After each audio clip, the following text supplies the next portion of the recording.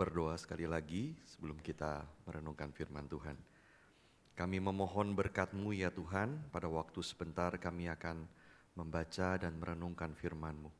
Tolong kami Tuhan ketika kami sama-sama memikirkan, merenungkan dan mendengar, biarlah kiranya Engkau yang menolong kami, Engkau yang membongkar hati kami, Engkau yang menanamkan firman, dan Engkau yang membuatnya bertumbuh. Terima kasih ya Tuhan, di dalam nama Tuhan Yesus kami berdoa. Amin. Saudara, mari bersama kita membuka satu bagian firman Tuhan dari Injil Lukas pasal yang ke-14. Injil Lukas pasal 14 ayat 7 sampai 14. Lukas pasal 14 ayat 7 sampai 14. Nah, saudara, bagian ini terbagi menjadi dua, ayat 7 sampai 11, lalu ayat 12 sampai 14. Dan keduanya sebetulnya bicara hal yang sangat mirip dari dua sisi. Mari kita melihat saudara bagian ini, mulai dari ayat yang ke-7 sampai 11 terlebih dahulu, bagian yang pertama. Karena Yesus melihat bagaimana para undangan memilih tempat-tempat kehormatan, Ia menyampaikan perumpamaan ini kepada mereka. Kalau engkau diundang seorang ke pesta perkawinan, janganlah duduk di tempat kehormatan. Mungkin seseorang yang lebih terhormat daripada engkau telah diundangnya. Lalu orang yang mengundang engkau dan dia itu datang dan berkata kepadamu, berilah tempat ini kepada orang itu. Engkau pun dengan malu harus pergi duduk di tempat yang paling rendah. Tetapi apabila engkau diundang, pergilah duduk di tempat yang paling rendah, sehingga apabila tuan rumah datang, ia akan berkata kepadamu, sahabat, silakan duduk di tempat yang lebih terhormat. Dengan demikian engkau akan menerima hormat di depan mata semua orang yang makan bersamamu. Sebab siapa yang meninggikan diri akan direndahkan, dan siapa yang merendahkan diri akan ditinggikan. Bagian yang kedua ayat 12 sampai 14.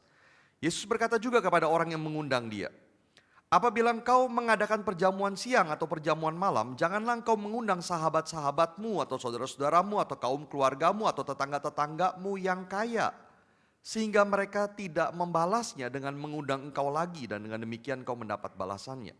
Tetapi apabila engkau mengadakan perjamuan, undanglah orang-orang miskin, orang-orang cacat, orang-orang lumpuh dan orang-orang buta.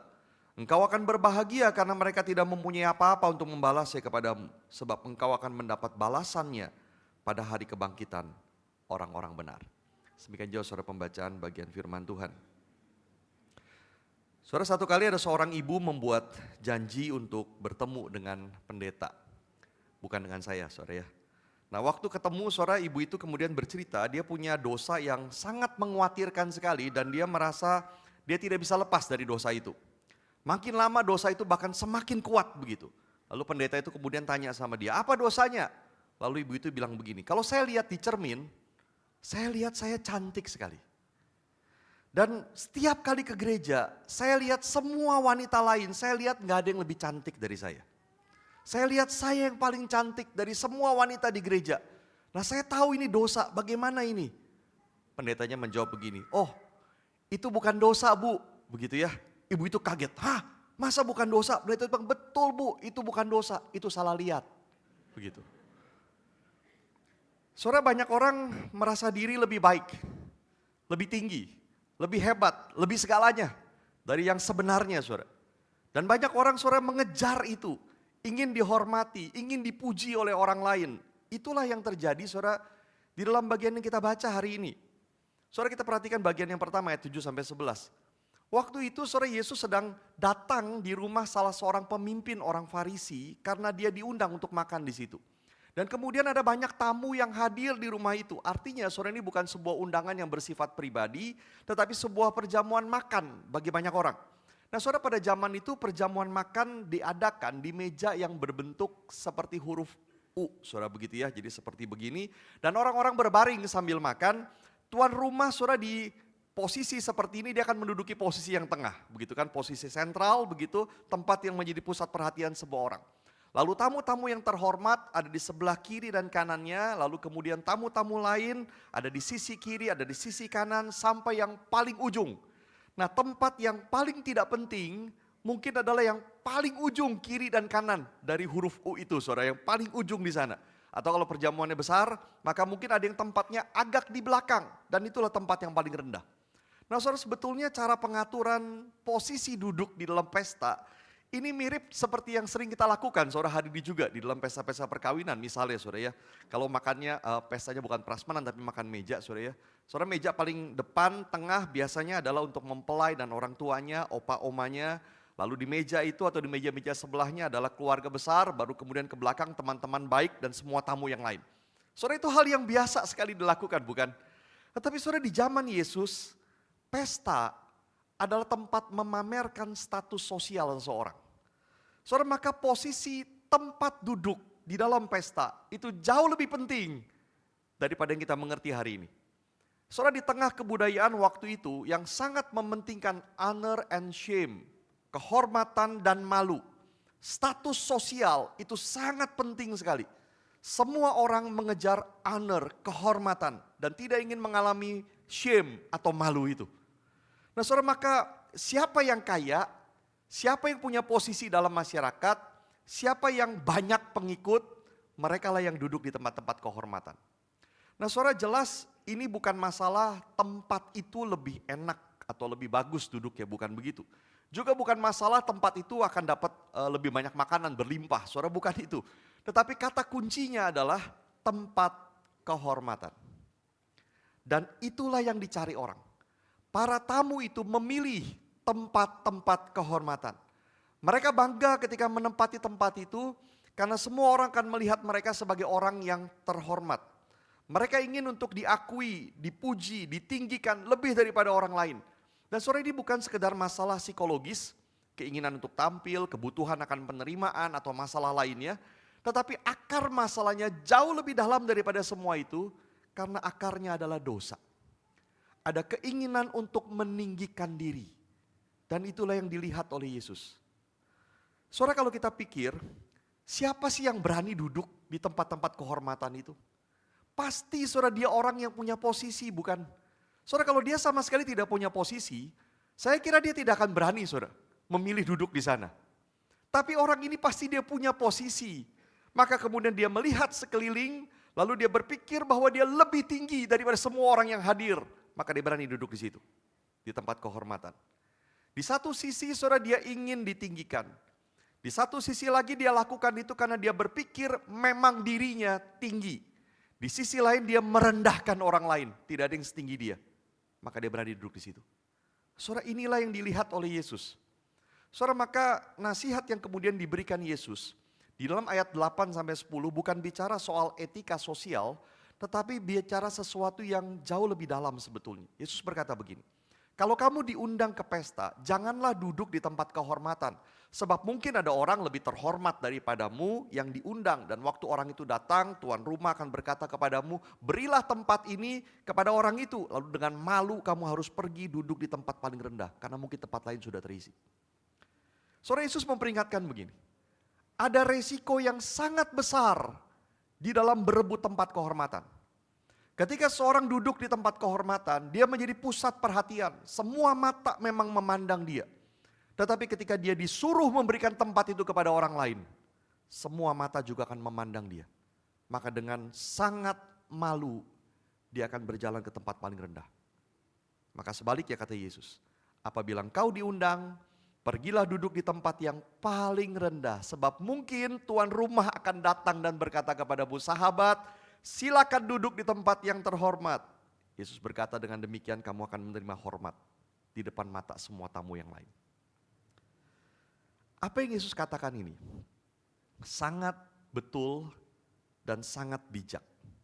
Tapi ada orang berkata begini, bukankah kalau begitu, sebetulnya Yesus juga sedang mengajarkan untuk kita berusaha meninggikan diri, tapi dengan cara agak licik. Begitu gak saudara?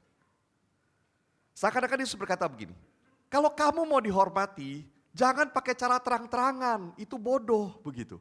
Jangan langsung duduk di depan, nanti malah malu. Pakai cara yang licik sedikit, duduknya di belakang, tapi sambil toleh kiri kanan, lambain tangan ke tuan rumah. Akhirnya nanti tuan rumah gak enak, kamu diajak ke depan. Begitu caranya, gitu kan yang diajarin Yesus. Begitu gak saudara? Saudara, bukan itu maksud Yesus. Yesus tidak mengajarkan untuk meninggikan diri, Karena di ayat selanjutnya Yesus berkata begini, siapa meninggikan diri akan direndahkan. Artinya begini, siapa yang meninggikan diri, baik dengan cara terang-terangan maupun dengan cara licik, sama akan direndahkan. Saudara, maka Yesus tidak mengajarkan itu. Tetapi Yesus ingin mengatakan jangan mengejar penghormatan dari orang lain. Jangan kamu merasa layak untuk mendapatkan itu. Jangan memandang dirimu tinggi. Biar tuan rumah yang memanggilmu, sahabat silakan duduk di depan. Nah, saudara, apa yang Yesus ajarkan adalah sesuatu yang sangat sederhana dan mudah untuk kita mengerti. Tetapi sejujurnya, saudara, hidup dengan rendah hati adalah sesuatu yang sangat sulit. Betul kan, saudara? Sangat sulit untuk rendah hati. Kenapa? Karena hati kita sering menginginkannya. Dan dunia mengajar kita untuk menginginkannya. Saudara, saya pernah menceritakan hal ini. Saya ceritain lagi, saudara ya. Sekitar tahun 2012, saudara, saya hampir menyelesaikan studi untuk program MTH, Master of Theology. Lalu kemudian saya ingin melanjutkan studi lagi. Tapi waktu itu saya bergumul apakah saya mau mengambil DTH, Doctor of Theology, atau saya mengambil DMin, Doctor of Ministry. Saudara, bagi saudara yang tidak familiar dengan gelar-gelar teologi, dua gelar ini memang beda. Saudara, DMin, Doctor of Ministry adalah sebuah gelar yang bersifat praktis. Sementara DTH itu sama dengan PhD, gelar yang bersifat akademis. Dan tuntutan studi dari DTH atau PhD saudara jelas jauh lebih berat daripada DMin. Nah, saudara, waktu saya bergumul, saya betul-betul tidak tahu bagaimana harus memutuskan ambil yang mana begitu ya. Karena mengambil gelar yang ini atau yang itu masing-masing ada hal yang baik bagi saya. Lalu kemudian mulai ada masukan dari beberapa teman. Nah, masukannya yang menarik, sorry ya, masukannya yang menarik. Ada yang bilang begini, ambil DTH aja, kenapa? DMin kurang keren, gitu kan. Oh, masalahnya keren, sorry ya. Lalu ada yang bilang juga begini, ambil DTH aja, kenapa? Lebih dipandang orang daripada DMin, udah DMin, gitu kan. Jangan begitu. Lalu ada juga yang bilang begini, DMin aja. Kenapa DMin aja? Orang Indonesia nggak tahu bedanya. Ngapain susah-susah sekolah DTH? Sama kerennya kok, begitu kan? Karena orang Indonesia juga nggak tahu bedanya, begitu. Maka ujung-ujungnya soal keren, saudara. Tapi pertanyaan saya, saudara, begini, haruskah saya ambil gelar DTH?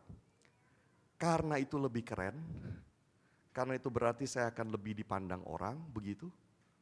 Saudara, walaupun akhirnya saya memutuskan ambil DTH, pergumulan waktu itu saudara membuat saya memurnikan hati bahwa saya tidak ingin sekolah untuk meninggikan diri atau mencari kemuliaan yang kosong.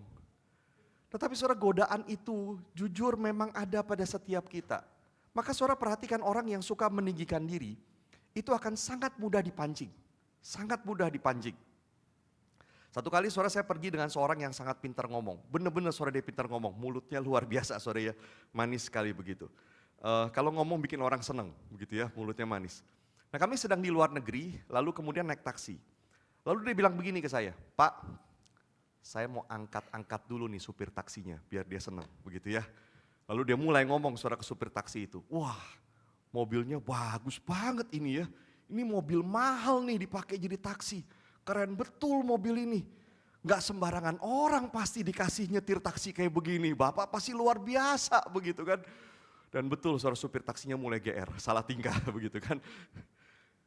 Saya pikir hebat banget dia memang. Sejak itu saya susah percaya kalau dia muji saya saudara ya. Memang hebat banget begitu ya. Itu. Tapi memang saudara itu menunjukkan kita memang punya keinginan itu. Dan orang yang punya keinginan seperti itu gampang sekali memang dipancing begini. Saudara, kesulitan kita untuk bertobat dari dosa seperti ini adalah karena ini sesuatu yang sulit sekali dideteksi oleh kita. Kita sendiri sulit mengenalinya di dalam diri kita. Maka kalau kita dituduh tinggi hati, mungkin dengan cepat kita akan bilang, tidak, saya enggak begitu. Saya tidak tinggi hati. Tapi betulkah saudara saya tidak tinggi hati? Betulkah kita tidak seperti itu? Saudara, saya pernah menulis sebuah tulisan tentang bagaimana menguji apakah ada tinggi hati di dalam diri kita. Saya memberikan 3 ujian, saudara, begini. Yang pertama, coba lihat bagaimana perasaan kita ketika kita dipuji oleh orang lain. Kalau kita senang, wajar.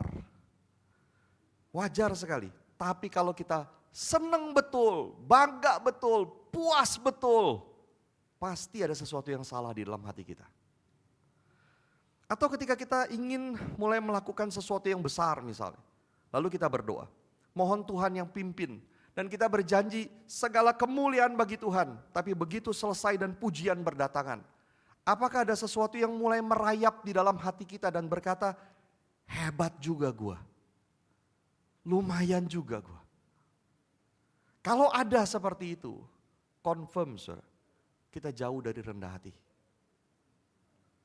Yang kedua, coba lihat saudara, apakah kita sering bermain permainan lihat saya. Game lihat saya. Waktu kecil saudara kita suka melakukan sesuatu yang dilihat oleh orang tua kita. Saudara anak kecil biasanya suka melakukan sesuatu lalu papa lihat nih begitu bisa dia loncat buat begitu ya. Kasih lihat papa mamanya atau dia main sulap kecil-kecilan. Papa lihat nih gitu kan. Lalu kemudian papa mamanya tepuk tangan dia senang. Waktu dewasa kita memang tidak melakukan itu lagi. Malu saudara ya kita nggak begitu lagi. Tapi mungkinkah sebetulnya kita masih memainkan permainan yang sama? Kita ingin orang tahu ketika kita berbuat baik. Kita ingin orang tahu ketika kita memberi di dalam jumlah yang besar. Kita ingin orang tahu kalau kita ini pekerjaannya bagus. Kita ingin orang tahu bahwa kita kenal si ini, si itu orang-orang yang berpengaruh. Kita ingin orang tahu bahwa kita dipercaya berbagai proyek yang besar. Atau kita ini sudah melakukan banyak hal yang baik, kita sudah berkorban banyak. Kita ingin orang tahu itu. Lihat saya. Saudara kalau kita suka melakukan itu maka double confirm. Kita jauh dari rendah hati. Yang ketiga saudara. Kalau ada orang yang sombong di depan kita. Dengan kata lain, bukan kita yang sombong. Orang lain yang sombong. Kita disombongin sama orang itu begitu ya. Orang itu membesarkan diri, dia congkak, dia angku, dia sombong di hadapan kita. Dan dia memperlakukan kita seperti orang yang jauh kurang daripada dia. Apa reaksi kita? Apa perasaan kita? Apakah kita ingin sekali berkata ini orang gak tahu diri banget. Baru gitu aja sombongnya minta ampun. Emangnya gue mesti bilang wow gitu ya. Lalu kita berkata di dalam hati. Dia pikir gue butuh dia, gue bisa tunjukin gue lebih hebat dari dia. Atau kalau aja dia tahu siapa gue, misalnya begitu. Kalau itu ada di dalam hati kita. Triple confirm saudara. Kita jauh dari rendah hati. Bagaimana ketika kita dipuji? Apakah kita suka memainkan permainan lihat saya? Dan bagaimana kalau ada orang sombong kepada kita? Sejujurnya saudara, saya pun sering tidak lulus tes ini. Dan saya harus bertobat lagi dan bertobat lagi. Maukah kita selalu bertobat terus saudara dan mengecek hati kita? Apakah kita masih seperti ini? Tapi saya kira saudara Yesus ingin menyampaikan beberapa hal yang lebih dalam lagi. Lewat peristiwa ini. Yang pertama saudara. Ini adalah tentang kerajaan Allah. Saudara Yesus tidak sekedar bicara soal etika sosial. Bagaimana bersikap di dalam pesta. Atau bagaimana memilih posisi di meja makan. Atau bagaimana kemudian kita dihormati, tidak. Yesus sedang bicara soal kerajaan Allah di sini. Prinsip kerajaan Allah yang disebutkan Yesus adalah siapa yang meninggikan diri akan direndahkan. Siapa yang merendahkan diri akan ditinggikan. Apa maksudnya? Siapa yang bisa masuk ke dalam kerajaan Allah? Saudara tidak ada seorang pun tanpa anugerah Allah. Siapa yang bisa berkata dia layak berada di dalam kerajaan Allah? Tidak ada seorang pun. Yesus yang membuat itu terjadi bagi kita. Tapi orang yang sombong tidak pernah mau merendahkan diri di hadapan Allah. Dia tidak akan pernah menerima anugerah Allah. Saudara Yakobus pasal yang keempat ayat ke-6 berkata begini. Allah menentang orang yang congkak tetapi memberi anugerah kepada orang yang rendah hati. Di ayat 9-10 dia meneruskan berkata begini. Sadari kemalanganmu, berdukacitalah dan merataplah. Hendaklah tawamu kamu ganti dengan ratapan, sukacitamu diganti dengan dukacita. Rendahkanlah dirimu di hadapan Tuhan dan Dia akan meninggikan kamu. Saudara, jikalau ada di antara saudara yang masih meninggikan diri, menganggap diri baik, tidak membutuhkan Tuhan, saudara tidak akan pernah menerima anugerah.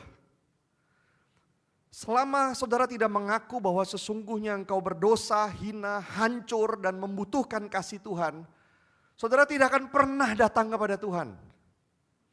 Saudara, jikalau ada di antara saudara yang merasa diri layak untuk masuk surga karena mampu berbuat baik, saudara tidak akan pernah mengalami dilayakkan oleh Tuhan yang mati menanggung dosamu untuk melayakkanmu. Tapi waktu kita merendahkan diri, kita mengakui dosa, menyadari kita tidak layak, Tuhan akan meninggikan kita. Dia membawa kita masuk ke dalam kerajaannya. Itu cara kerajaan Allah. Pertanyaannya saudara bagi kita, ketika kita sudah berada di dalam kerajaan Allah, berarti kita pernah merendahkan diri dan ditinggikan. Kita pernah merasa tidak layak dan dilayakkan. Kita pernah diberikan anugerah walaupun kita hancur. Kenapa kemudian kita kembali lagi suka meninggikan diri? Kalau kita adalah orang kerajaan Allah, kita adalah anak Tuhan, kita tahu kita tidak layak, kita menerima semuanya dari Tuhan. Lalu mengapa kita masih suka meninggikan diri?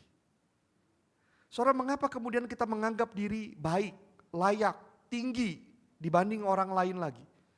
Bukankah saudara itu hanya menunjukkan bahwa kita kembali hidup seperti orang yang tidak percaya? Seperti orang yang berada di luar kerajaan Allah. Dan Allah sangat tidak suka.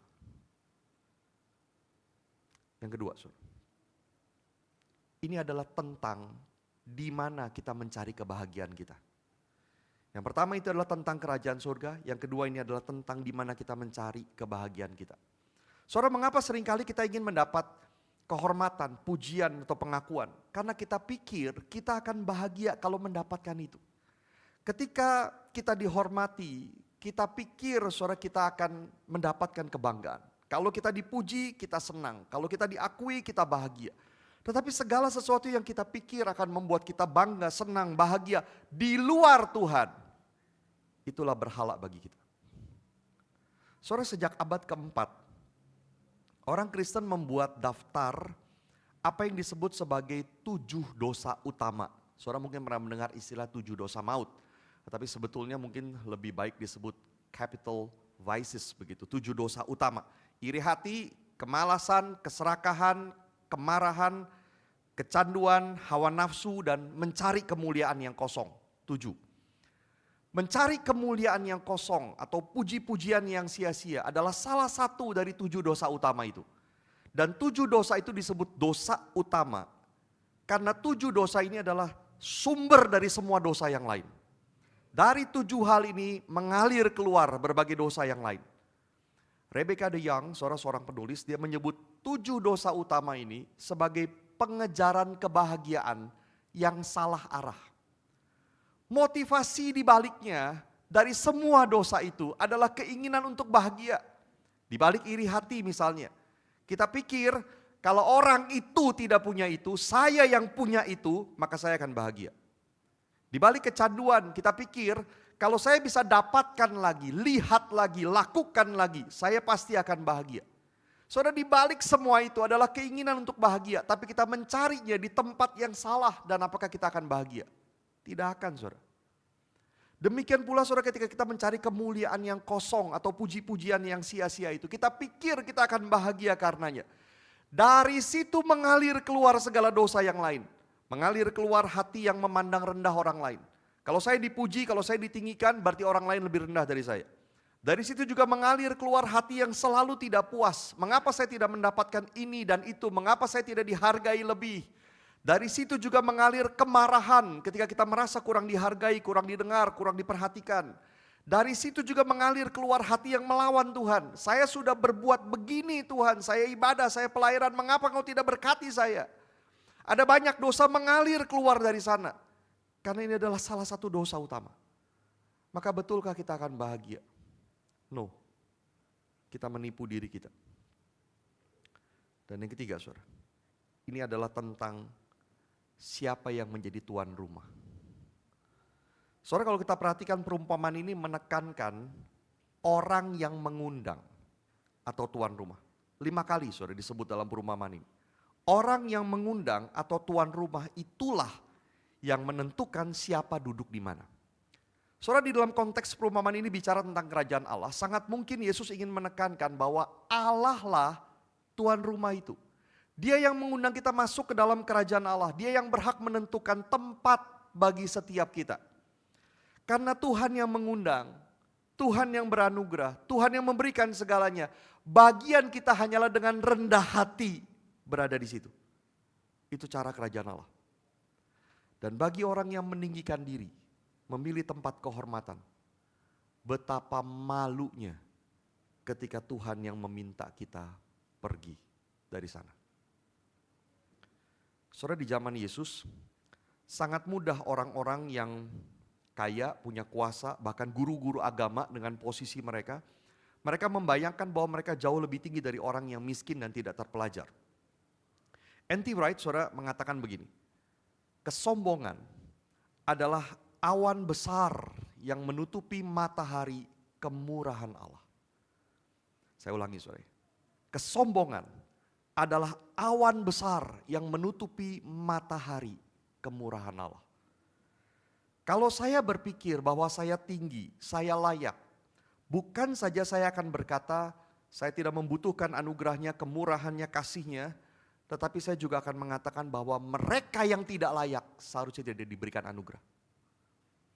Kita menghalangi kemurahan Allah diberikan bagi orang lain. Dan mungkinkah ini yang sering terjadi? Kita tidak menyadari anugerah Allah bagi kita. Dan itu sebabnya kita merasa kita tinggi. Tapi kalau kita tidak menyadari anugerah Allah bagi kita, itu juga sebabnya hidup kita tidak penuh anugerah bagi orang lain.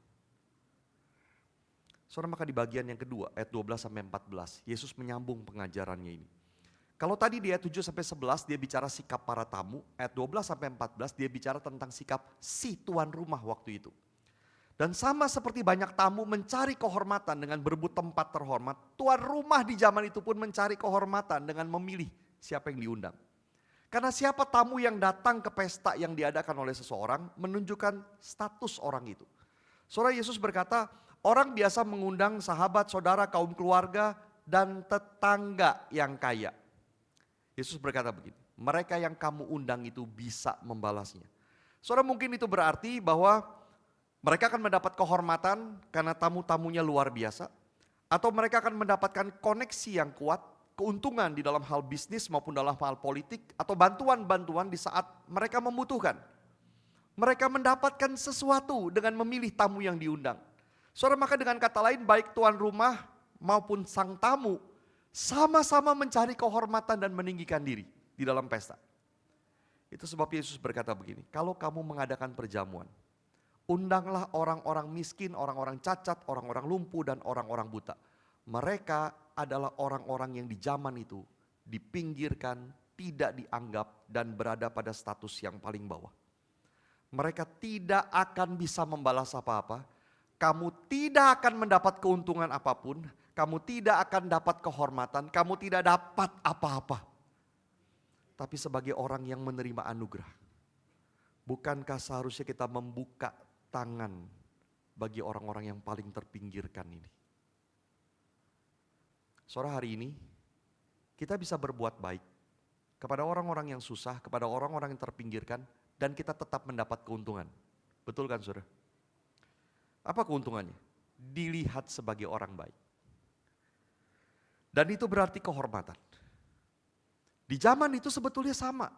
Memberikan sedekah, memberikan uang kepada orang yang membutuhkan adalah hal yang terpuji. Dan orang yang melakukannya bisa bangga.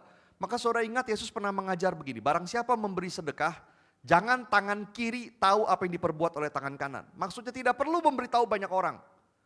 Saudara, maka penekanan Yesus di sini adalah kita tidak melakukannya, betul-betul tidak melakukannya sebagai usaha timbal balik. Kita tidak memberi untuk mendapat keuntungan, kita tidak memberi untuk kemudian orang menganggap kita baik, kita tidak memberi tanpa memikirkan apapun, saudara.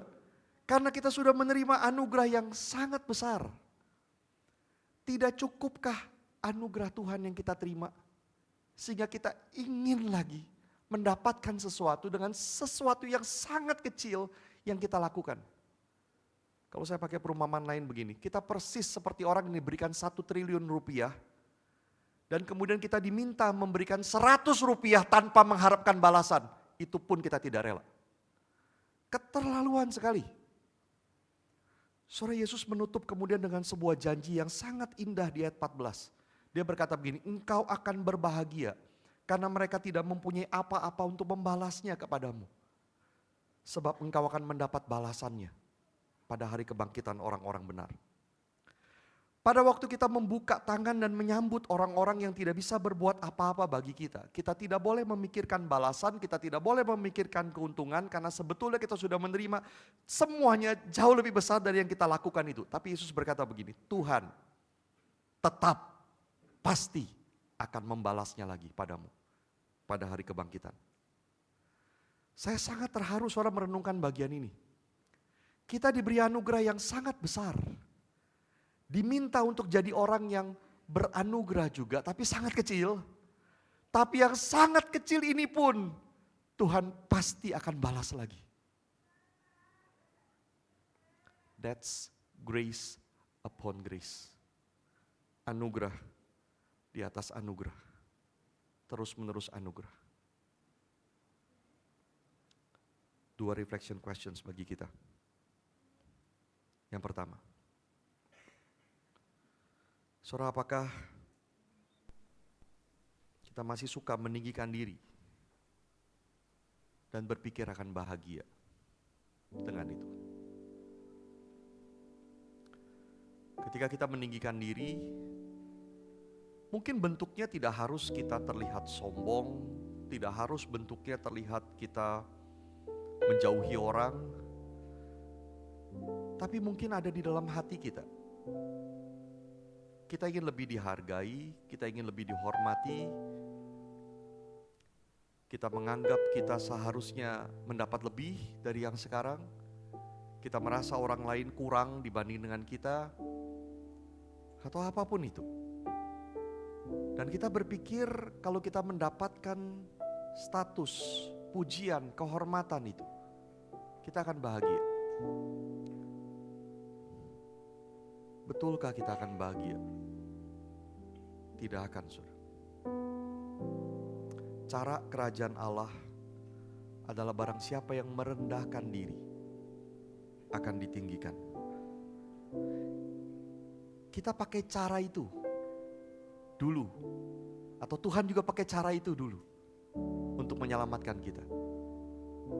Lalu mengapa sekarang hari ini setelah kita jadi orang Kristen, kita kembali kepada cara orang yang belum percaya? Yang kedua, saudara, ingatlah siapa tuan rumah yang mengundangmu dan memberikan anugerah bagimu. Rendahkan diri lagi di hadapannya. Tuhan yang mengundangmu, Tuhan yang memberikan anugerah pada kita yang tidak layak. Tuhan hanya mau kita diam, tahu diri, sadar anugerah Tuhan. Tuhan yang memberikan tempat bagi kita. Saudara, masing-masing ambil waktu berdoa. Berespon kepada Tuhan, berespon kepada firman Tuhan.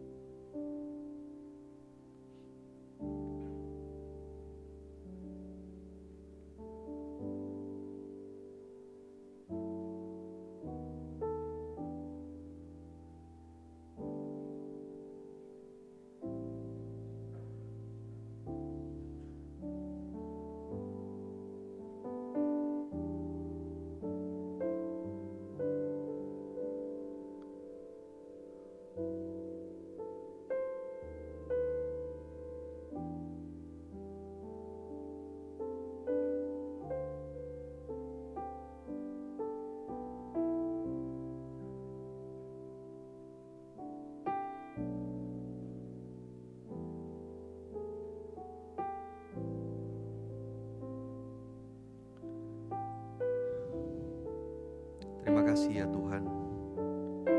Terima kasih untuk firman-Mu. Terima kasih untuk anugerah-Mu yang sudah Engkau berikan kepada kami yang percaya. Terima kasih ya Tuhan. Tuhan, kalau kami masih meninggikan diri kami Kami tidak mau datang kepada Tuhan mengakui diri kami berdosa dan membutuhkan kasih-Mu. Biarlah Engkau yang bekerja di dalam diri kami untuk kami datang merendahkan diri kepadamu dan menerima anugerah-Mu. Dan bagi kami yang sudah percaya, yang sudah menerima anugerah-Mu, biarlah kami terus hidup seperti itu ya Tuhan. Menyadari siapa kami di hadapan-Mu, merendahkan diri di hadapan-Mu. Terima kasih ya Tuhan untuk apa yang boleh kami renungkan bersama. Dan biarlah firman-Mu terus berbicara kepada kami. Di dalam nama Tuhan Yesus kami berdoa. Amin.